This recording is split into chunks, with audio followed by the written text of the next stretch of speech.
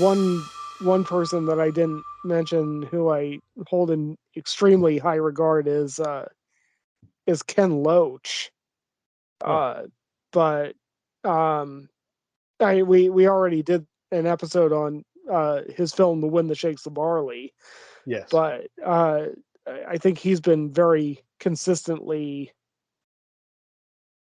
good for several decades.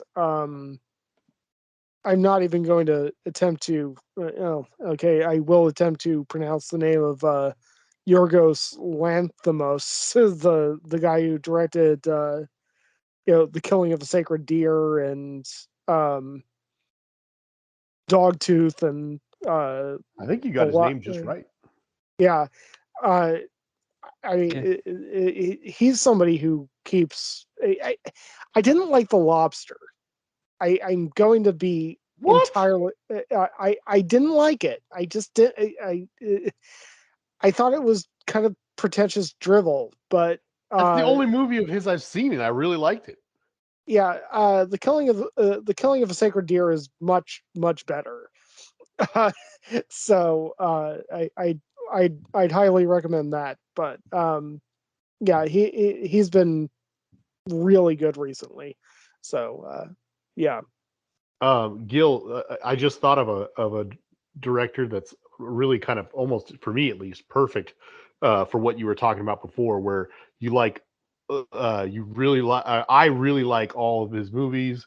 You introduced me to his movies, and so far, I think all but one of his movies have been really good, and yet I don't think any of them are in my top 50 at all.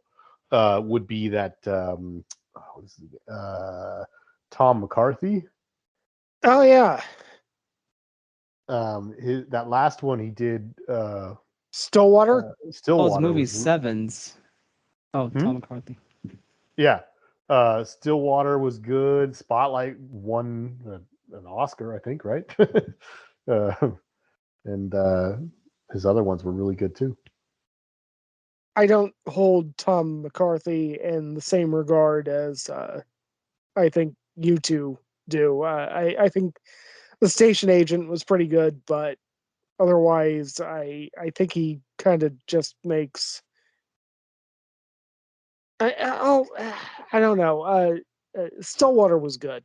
I think that was a bounce back from uh, uh, Spotlight, but uh, I mean, I think that Spotlight was really overpraised. Um, but I anyway, still don't know why you think that, but whatever. Anyway, It's I mean, I remember at the time what my feelings about it was that it was too simple. It was kind of like David Lynch doing the straight story. You know, it's almost all the quirkiness that he brought to The Station Agent and is it The Visitor, right? yeah, The Visitor, And yeah, some of Win-Win. his other movies, it was lost. Like he was like, okay, so I'm making a big Oscar movie, so I need to like tone down my style, and I feel like it was a bit missing. Like it actually would have been nice if he would have been more daring. And I actually feel the same way yeah. about 12 Years a Slave. Like Steve McQueen Mhm. made like Shame and Hunger, and they're very daring, interesting, small movies. And then he got this big movie about slavery, and he was like, okay, I'm going straight. I'm just gonna do this straight. I'm gonna shoot this coverage here, and I'm gonna just make a movie. Like I'm not gonna all the you know, little quirks that I have in style that I brought to my first few movies. I'm just gonna like put them aside and be serious. And I think they lose some of their edge. Yeah.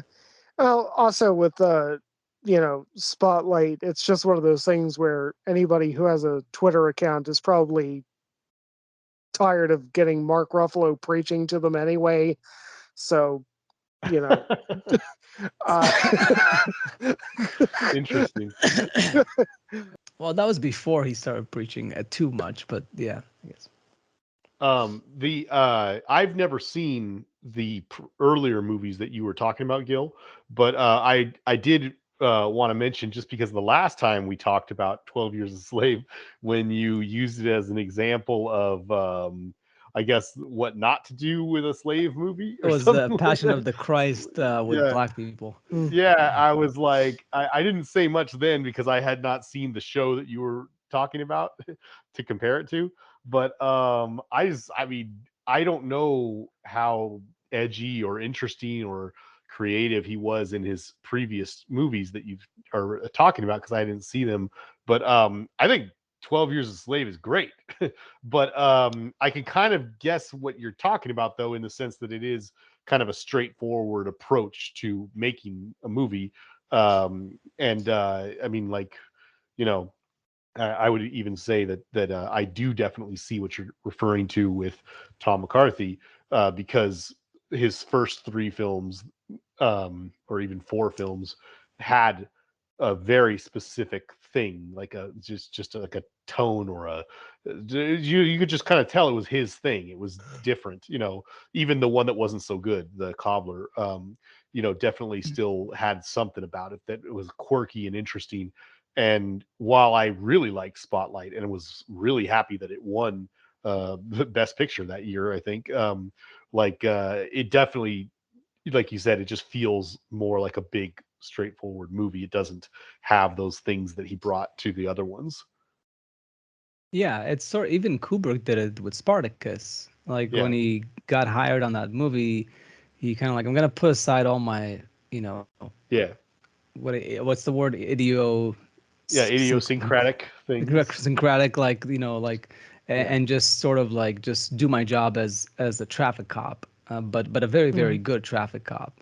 um and I mentioned Lynch. I actually do think with the Straight Story, it was actually a concept. Like he did actually, because it's called a straight story, so he yeah. was shooting it No, straight. yeah, It for was actually sure. David Lynch is the only one I think that nailed that. Of like, Of course. Yeah, like it actually there was a concept there as far as Spartacus and Todd yeah. McCarthy, and yeah, like those other examples, I think are just people playing it safe, and I don't appreciate safety.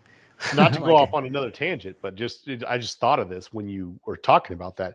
Like a good example of someone who didn't fall into that situation would be like Ryan Johnson. His progressively bigger and bigger and bigger movies, from like say Looper and stuff like that, still maintained sort of that stuff that he had in his earlier stuff. And then, now with Knives Out was like one of his best movies probably, and definitely feels like him. yeah, and he's gotten better. He's perfected. I don't think he's perfect, but I think he's definitely cultivated his skill Yeah. to make decent movies. And obviously, it was very polarizing with Star Wars because that's a whole other ball game. Yeah. And he still allowed himself to go a little bit edgy there, which is why it was polarizing. But I'm Yep. glad that I'm glad those people are out there. We often talk about, people making quirky movies, whether it's, you know, the the younger ones like, Ari Aster and Dave, right? I keep messing the name. Eggers. Um, Yeah. Yeah. oh, Yeah. Robert. I keep Yeah. forgetting their names. I knew who you were talking about. Oh, geez, his upcoming movie looks like a freaking synergasm. Which one is Yeah, it? it is Robert. Last time I also Yeah. called him Dave. Like, what's You wrong did. with You me? did last time. Like, of all the names, I get stuck on Yeah. Dave. But I'm sorry, Robert.